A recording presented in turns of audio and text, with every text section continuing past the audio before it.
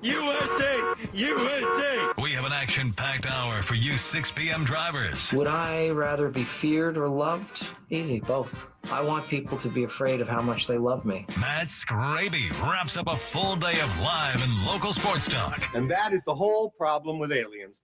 You just can't trust them. Occasionally you meet a nice one, but usually they turn out to be some kind of big lizard. The Skraby Show starts now on 97.3 The Fan. Hello and welcome everyone to the Skraby Show for October 14th, 2025. I am Matt Skraby. Thank you for joining me tonight. We got a lot to talk about. I actually really like Tuesday shows because Mondays we have Monday Night Football, so I don't have a Skraby Show, but I have lots to talk about usually on Tuesdays. And, you know, a big piece of news came down yesterday, and I was not expecting it to come down. That would be Mike Shildt retiring, and I am going to be talking about that. Also, I wanted to talk a little bit about a text I got over the weekend, and it's in regards to baseball and whether or not it's reflecting our society right now. And I promise I won't stumble over it when I get to that part, but I think it was an interesting comment, interesting thought. So I was going to bring it to all of you as well. And we're also going to talk a little bit about Penn State and them letting go James Franklin and them having to pay James Franklin over $50 million just to go home, basically, which I would love to be paid $50 million to go home.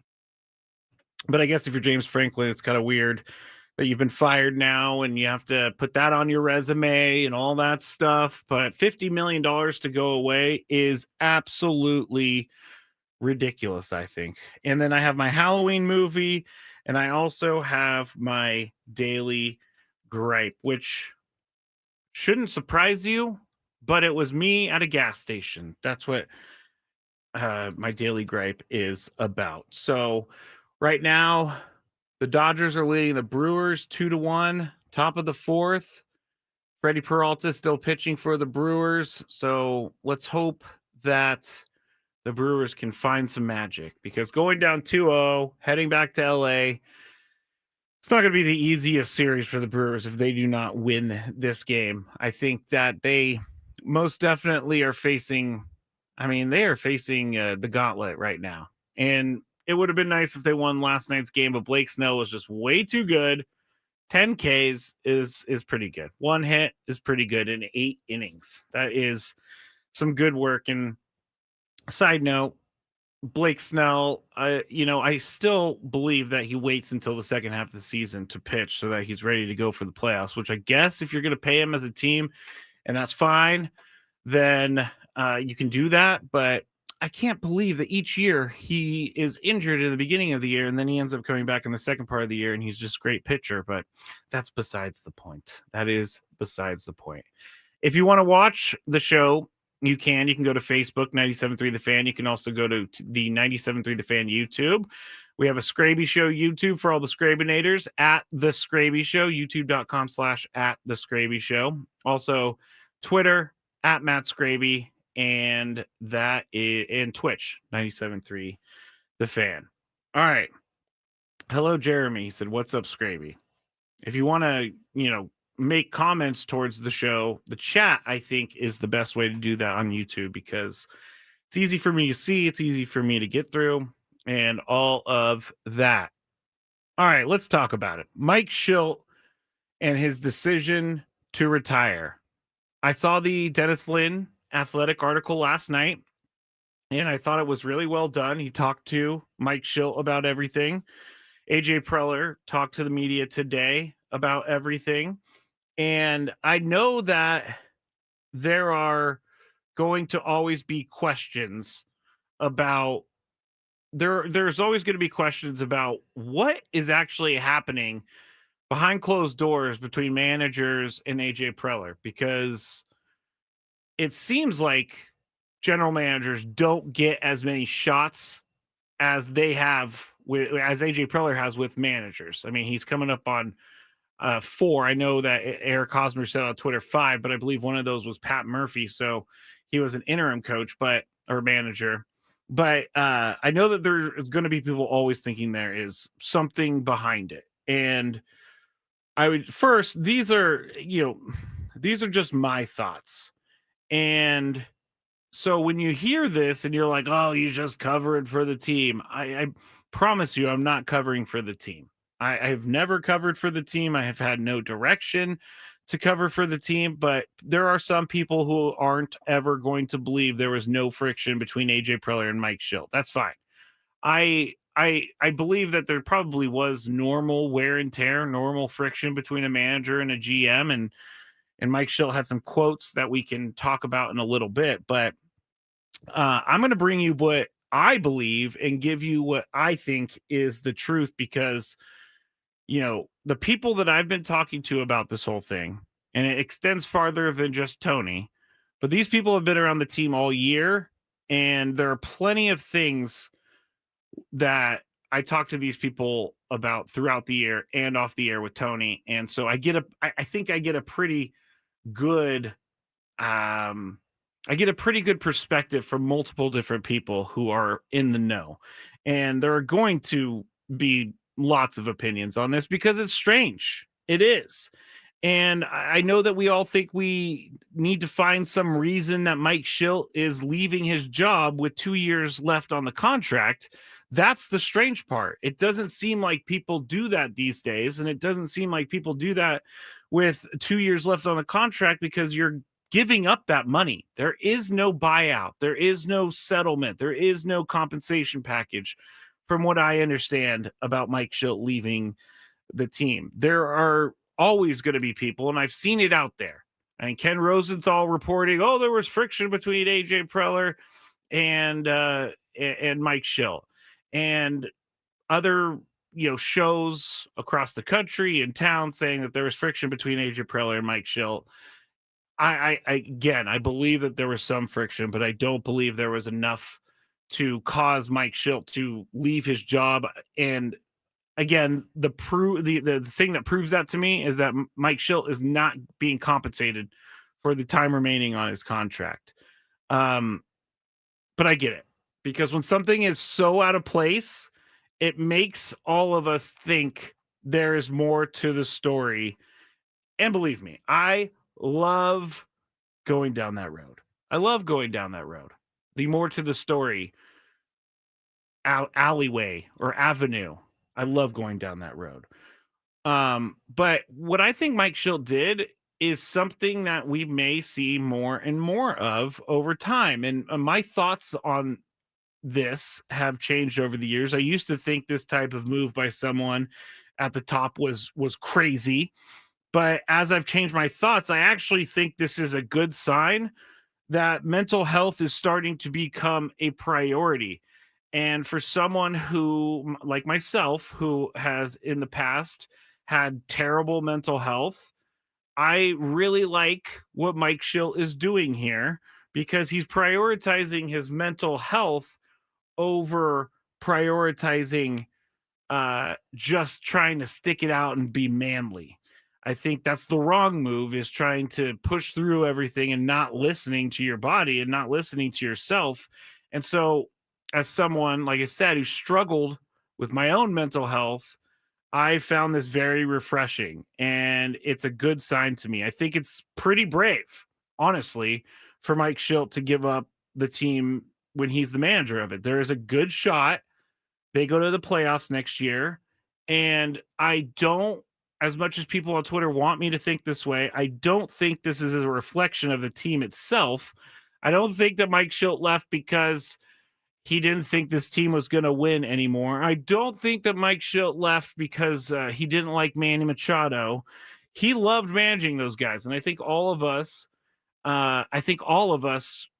could say the same thing, that he really, truly did love managing these guys. And this job is really, really hard, being a manager. And I've said in the past, I don't know who would want to become a manager of a team, because it's so physically draining each and every year. And Mike Shildt stepping down has kind of opened my mind up to, how do these guys do year after year after year of just the same grind? I think that when Mike Shildt says that he was losing his hair and he was losing sleep and he wasn't feeling good, and as Trevor pointed out, he had a 5-month nagging dry cough. He said he was sick. So, I think that what he did is a reflection of how bad it actually was for him. I think that he probably felt it each and every day as the season was going along, just not feeling great. And it's something that is not a 24-hour a day job, but I think it's definitely like at least a 16-hour a day job, because you're basically, I don't even know if he's definitely not even getting 8 hours of sleep a night. But social media is a big part of this, I think. And social media is extremely draining for people, even if you aren't really looking at what's being said about you out there.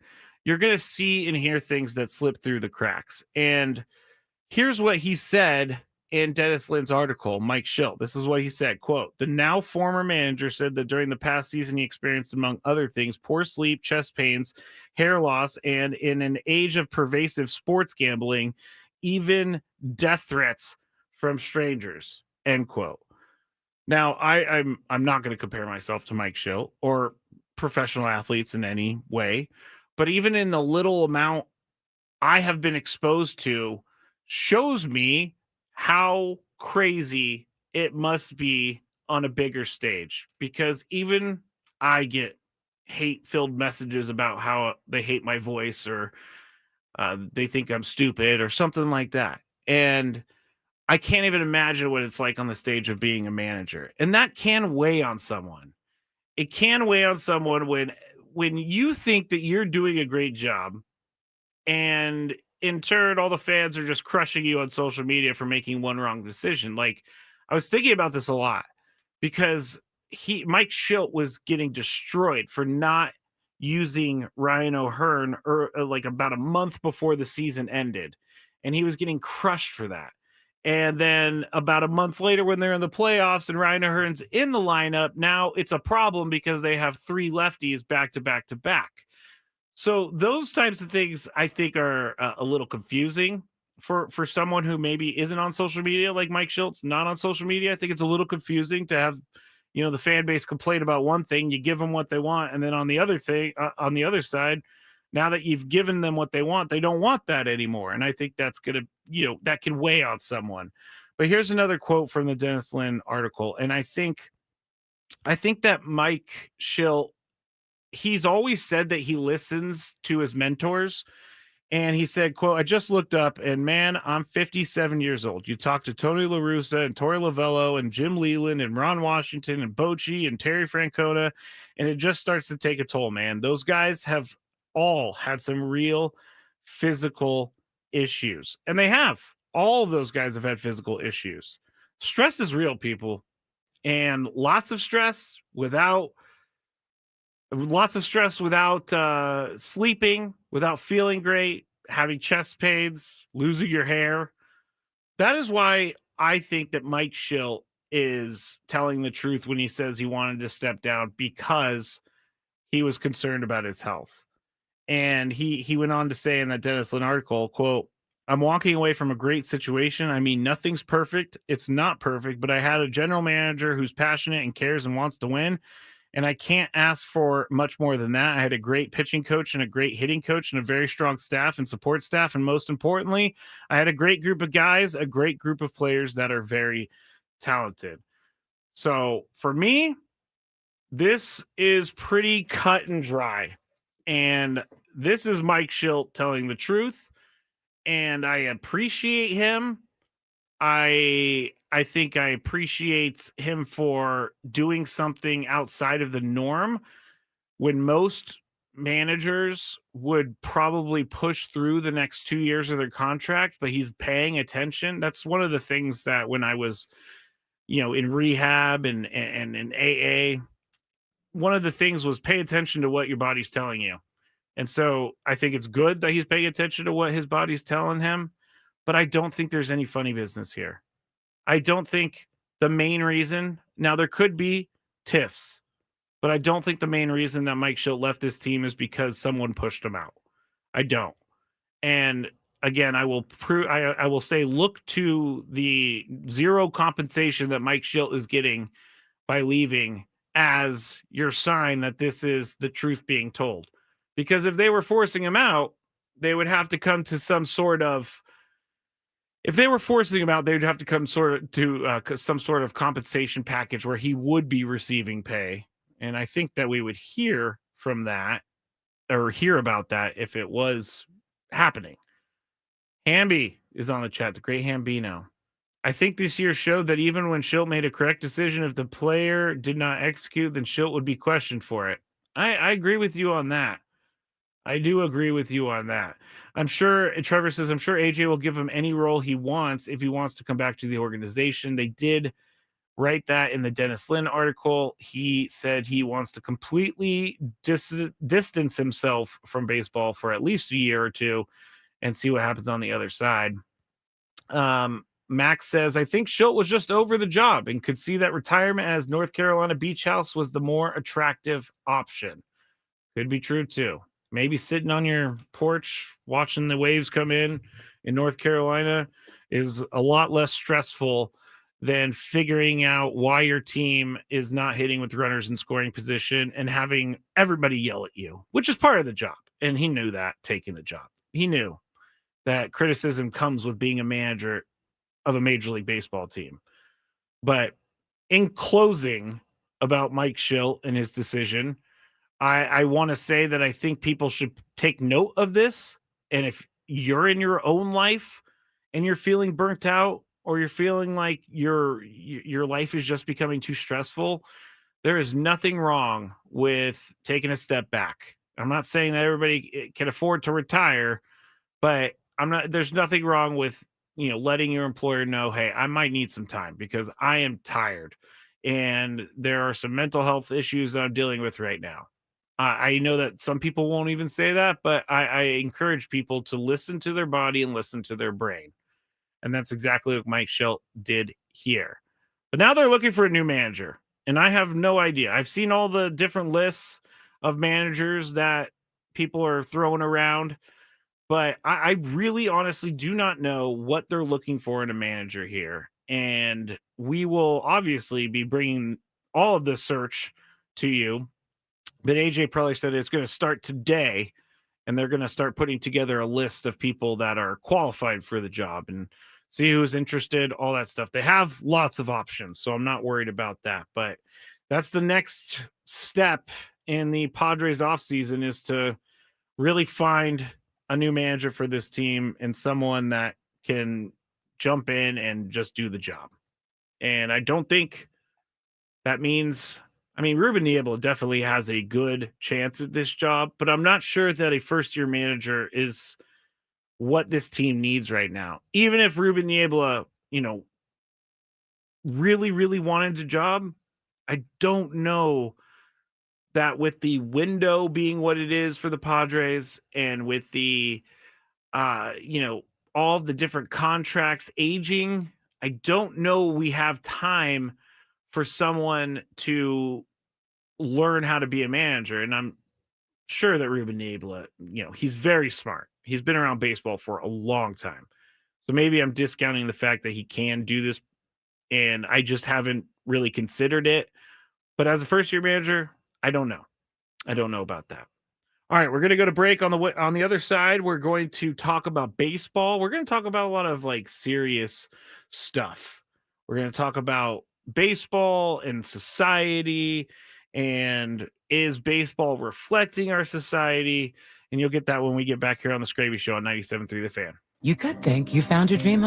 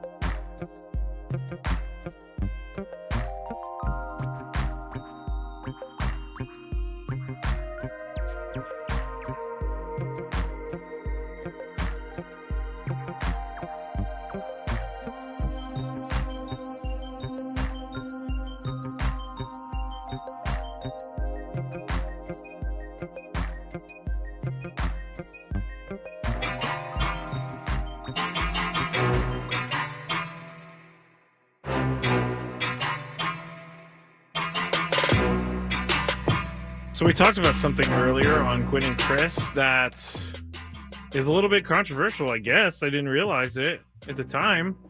But Chris brought up the fact that his wife, Lori, always asks him to bring in the outdoor furniture when it rains. And I said, basically, I'm not doing that. And people are telling me I will do that. And you know what? You're probably right.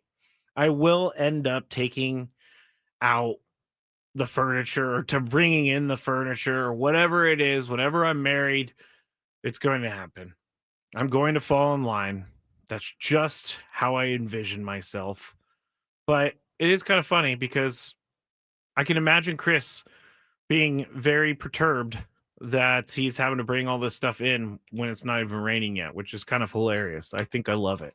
I love it a little bit. It was better than his karma story of a kid running around a table and hitting himself in the head, and then Chris laughing at said kid, which if you didn't hear that, you can go back to 320 during Gwen and Chris. And if you haven't heard, Gwen and Chris started a YouTube, so you can go to youtube.com/@Gwen and Chris SD, Twitter and Instagram, Gwen and Chris. You can follow me at Matt Skraby, YouTube at The Skraby Show. All right. Dodgers up 2-1 still, bottom of the fifth. Man, these games go quick until the end.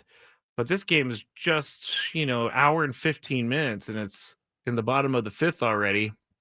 But Yamamoto's still pitching. He's only thrown 50 pitches. So hopefully the Brewers can get something else going, because right now they have not been hitting. And it's very unfortunate for me, at least. Dodger fans, it's not. Padre fans, though, you know how I feel. It's very unfortunate that all of a sudden the Dodgers are finally playing like the team they were supposed to be all year. Very unfortunate. And yes, I'm a hater, but it was kind of nice seeing them struggle at points throughout the year. But right now they are looking good, and I don't like to say it. I do not like to say it. All right. Does the current world of baseball reflect our society? I was texted that by a friend. Shout out Trevor out there. He listens. And he texted this, and I thought it was a pretty good thought, because he was basically saying that baseball's current strategy is reflecting our short attention span kind of society that we live in now. And it's all about the home run. Home runs are what people want, what teams want, what players want. And they're the home run is a very instant gratification highlight type event. And that's what people are chasing in baseball. I'll fully admit, I love the home run. And as I was talking about that, Jake Bauers, I thought hit a home run, but he did not. He flew out to right. But I'll fully admit, I love the home run. We spent a whole year of Padres baseball talking about how they didn't hit enough home runs. But is bunt life just not effective anymore because the way of the game has changed? Is bunt life not effective because there are bigger, faster, stronger players, throws are better, and everything is better in the game right now in regards to skill and talent and all that? Because we saw a year of small ball, and small ball can work, but everything has to work together for small ball to work. And so now teams are trying to hit the home run all the time, because that's your best way to feast. You got two guys on, you hit a home run, that's 3 runs right there. Small ball, you're moving guys over, you're getting 1 run at a time mostly. Maybe you hit one in the gap, you get 2 runs. But I think in regards to like it not working because teams are bigger, faster, stronger, I don't know that can be fully used as to why bunt life doesn't work in baseball anymore. A good bunt now can work, but I'm just not sure that the entire philosophy of small ball works in this game anymore. And I'm going to go back to where does baseball reflect our society and our instant gratification society? Because, would anyone pay attention to baseball if the big play of the game was a bunt? No. Suicide squeeze? That's actually pretty exciting. So I could see people being excited about that, but that's only 1 run. We want more runs, which is me included. I wanted more 3-run home runs. The 3-run home run is way more exciting than a bunt. The solo shot is even more exciting than a bunt. So maybe in a way, baseball is moving towards the right thing as a sport rather than what the right thing on the field is. because we saw teams for years do the small ball thing, and we saw teams for years be successful doing the small ball thing.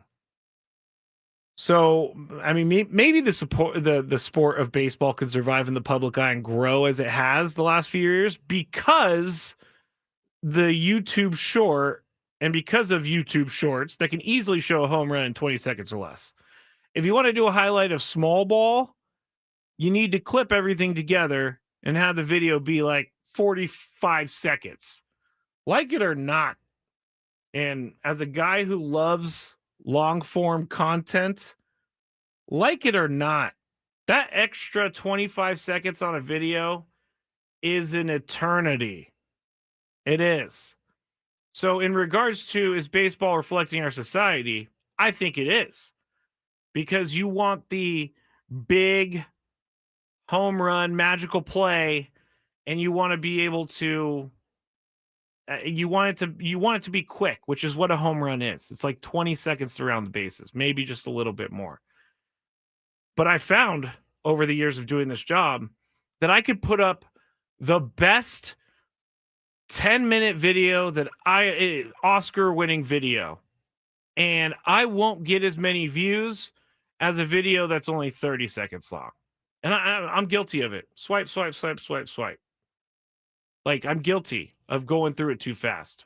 And sometimes people try to show me clips on their phones and they're like 2 minutes long, and I'm getting antsy during the clip. So I do think that baseball as a sport is doing the right thing to grow, because the highlight of the home run is much more exciting than the highlight of the bunt. But I don't know that selling out for home runs always is a good strategy for the team. I was talking about bunt culture earlier. Bunt culture, mix them. Be somewhere in the middle.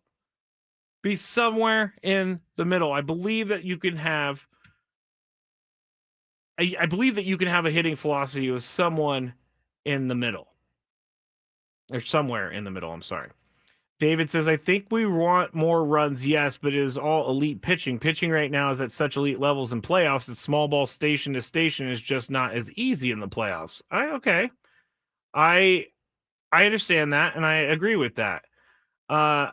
Also from David, I mean, I think Tatis said it in the Cubs series. Once you get 3 runs, it's like 8 runs in a regular season. It's just so hard to chip away at it to get 1 run. It is.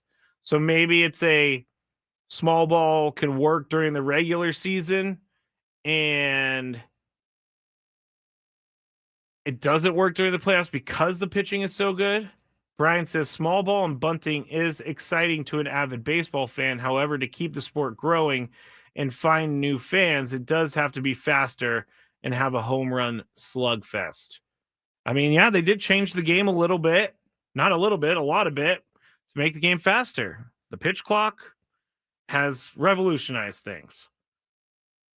And I do agree that if small ball is executed to perfection and it's being executed on a regular basis, I can get behind small ball because it does work. You're just not scoring 3 runs at a time in one swing of the bat. You're more trying to chip away at the pitcher. And I'm seeing a lot of comments here saying, pitching is way too good now. Pitchers are more athletic than ever before. I agree with all of that. And I think that while pitchers are more athletic, if you bunt the ball and an athletic pitcher gets down to field it, I mean, and it's not, I'm trying to think of an old school pitcher. It's not Bartolo Colon trying to get off the mound. Like, it's much easier. It's a much easier play, and it's a much easier out for a team that's playing against a small ball team. Max says, I think people don't realize how much pitching has improved in the last decade. I can agree that people probably don't realize, but I also 100% agree that pitching has got so much better. I mean, guys are throwing over 100, no problem. They're locating. There is that whole thing about, overthrowing an arm and hurting yourself. Anyway, those are some of the thoughts from Trevor. Let me see if Trevor was listening so I can. Nope, Trevor wasn't listening. I'll have to tell him to listen. Oh, he said, never mind. I told him I was going to talk about it. He gave me that gif of like the guy with the yellow jacket going, all right. Anyway, that's what I was thinking about after Trevor texted me this weekend. And it makes sense that baseball strategy has changed and it has gone towards more of the instant gratification highlight type events rather than playing the game in a certain way like small ball. When we get back on the Skraby Show, one more segment. I got my Halloween movie. I got my daily gripe. I also have the reason why I can't stand college football anymore. That's next. Ben and Wood.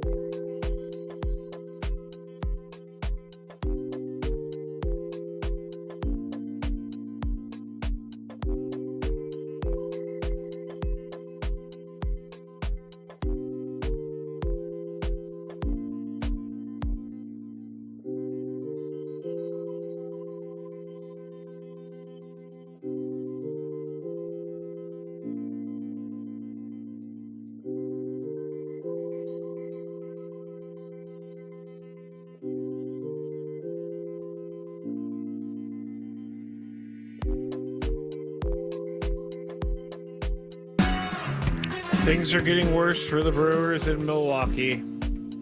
Max Muncy is touching home right now.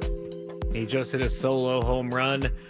Dodgers lead 3-1 in the top of the 6th. Ugh. This is not looking good for us Dodger quote-unquote haters. I was just watching the replay. Sal Frelick did the best he could. Could not get to it, so we will... And now Freddie Peralta is out of the game. So we'll see what happens here. Brewers need to do some work, though. They are not looking too great at the moment. All right. This is the Skraby Show. I am Matt Skraby. If you would like to follow me at Matt Skraby, or you can go and watch the YouTube show at the Skraby Show on YouTube. And you can find me each and every weeknight right here. Gwen and Chris also with a YouTube, so go find that as well. Gwen and Chris SD. College football. I used to be really into college football. This is kind of a weird fact. I don't think I've ever said on the radio before, but growing up in 1994, Deion Sanders was on the 49ers and they won the Super Bowl. And I lived in the Bay Area at the time. I used to go to a bunch of games with my grandpa because he had season tickets. So 49er football is in my DNA. Deion Sanders was my favorite player of all time. So I immediately started loving Florida State. And growing up, I loved Florida State. I would pay attention to Florida State. I even wanted to go to Florida State. And then I realized it was in Tallahassee. But Florida State was my college football team growing up, and I loved it. I used to watch the Florida and Florida State game, the rivalry games. It was all good. It was all great. But, you know, as I gotten older, I kind of gotten out of the whole college football thing just because I stopped paying attention as much, and I just, you know, started going down a path of drinking, and we all know where that led me, and it was nowhere good. But this world of college football is not one that I like. It has nothing to do with the players. It kind of almost doesn't have anything to do with the coaches. A little bit with the coaches. Has everything to do with the administrators. Has everything to do with the conference presidents. Because it's all just a big money grab now. That's all it is. And James Franklin, former Penn State head coach, he was fired. And I've been reading a ton of things about this because I really want to find out if the reason was, hey, it was 3 games that they lost and their season is kind of over and they lost their starting quarterback. And so they were like, hey, time to start fresh and you know, run it back next year. It's not... The problem, I don't have any problem with them firing James Franklin. And after reading everything, it was much more than just the 3 games. But they're going to pay him over $50 million to go away. $50 million to go away. You're telling me you have enough money as a school to pay a guy nearly $50 million to go away rather than just eat one bad season? Because what this is doing now, I've seen some kids that were committed to Penn State have changed their mind now because they're going to have a new head coach. And I understand why a kid would not want to go to a school anymore because their head coach has been fired. They were recruited by that. They were recruited by that coach. And so they want to play for that coach. So I have no issues with players wanting to find a new school after this. But in a world where it's not easy to make money anywhere, except for if you're a sports league or team, Penn State has so much money that they can give a guy $50 million to get fired. That is insane to me. That is insane to me. Like, think about that. Half of $100 million is going to be paid to James Franklin because they're over him. Bad decisions like giving an extension to a guy and then fire him because he lost 3 games should bankrupt anyone. It would make these teams think a little bit more about what they're doing if they're handing someone $50 million to go home and fire him. In college football, this is why I'm not a fan of college football, the business.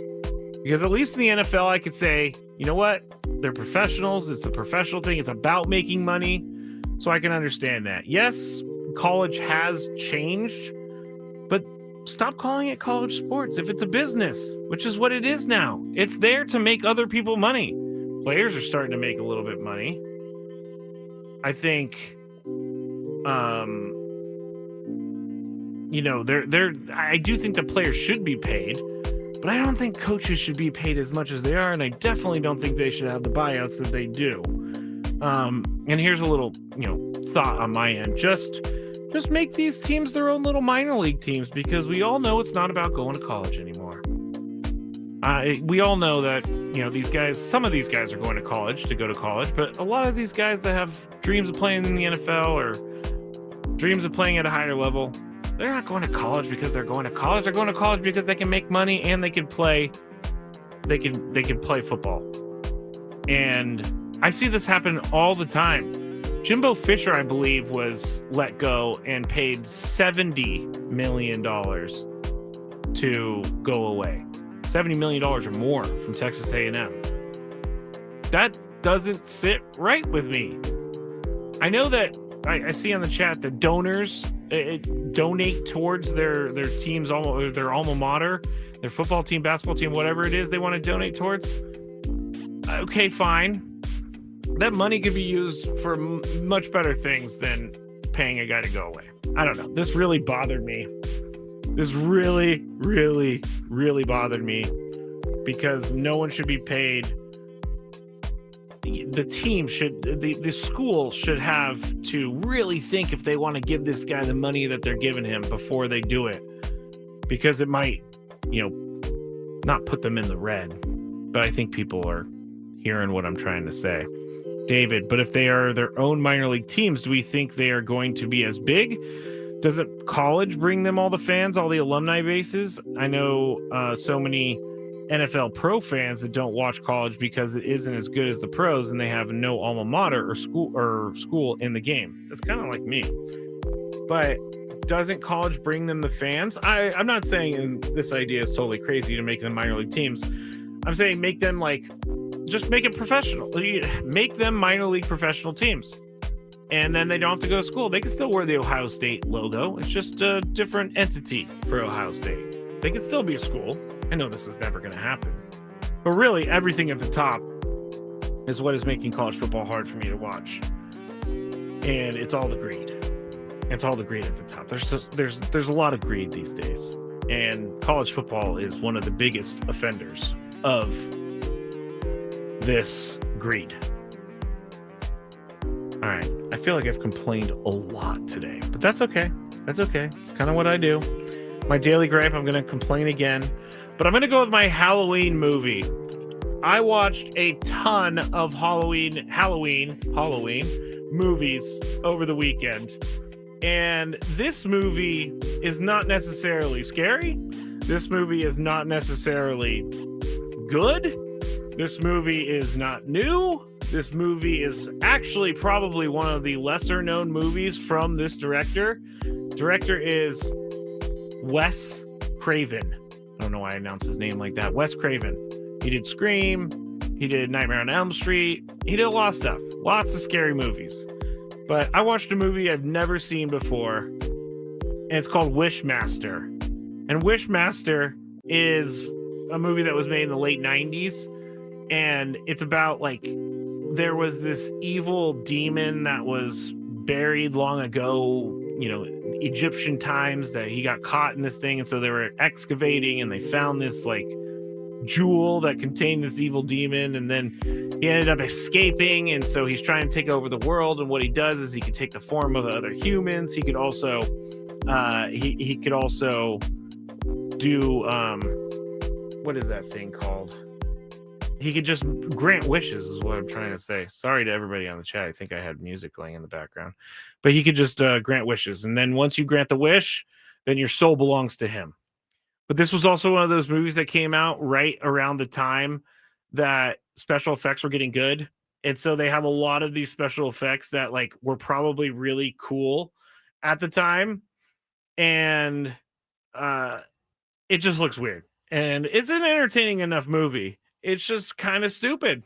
And I really... There we go. Jay Ryan says monster is called a Jinn. That's what it was. A Jinn. So you've seen Wishmaster. But there you go. That's my Halloween movie, Wishmaster. It was good enough for me to bring it to the show. So if you want a lighthearted, not really that scary, kind of stupid horror movie, go for Wishmaster. What's annoying Skraby today? Let's find out. It's time for the Daily Gripe. All right, Daily Gripe. Wow. End of the show came really fast. The Daily Gripe is this, and it was at a gas station today. And I was heading inside because I think I've said this, I definitely said this on the air before. I like flavored gums while I'm driving because it helps me not to want to, it's like a fidget thing. Yeah, the fidget? Yeah. Anyway, so I go and I try to open the door and it was locked. And this is around like noon. And this is a gas station that's very heavily trafficked. So I was not the only person that was going towards the door to go get something in the gas station. The gas station was closed. And on the window, it said, "Out to lunch, be back at 1 p.m. And everybody is entitled to their lunch. Everybody is entitled to having an hour-long lunch if they work an 8-hour shift. But why are you taking a lunch in the middle of everybody else's lunch? That's when people come and spend money at the gas station. Like, what are we doing? And why does a gas station only have one employee? It's a big enough gas station to have 2 employees. Gas stations make good money. But why are they closing up shop in the middle of a weekday when everybody is going to be on their own lunches? I saw people trying to pay for gas. I saw people trying to, just go inside and get a snack or something. I saw people trying to buy a car wash. Come on. Don't close up during lunchtime.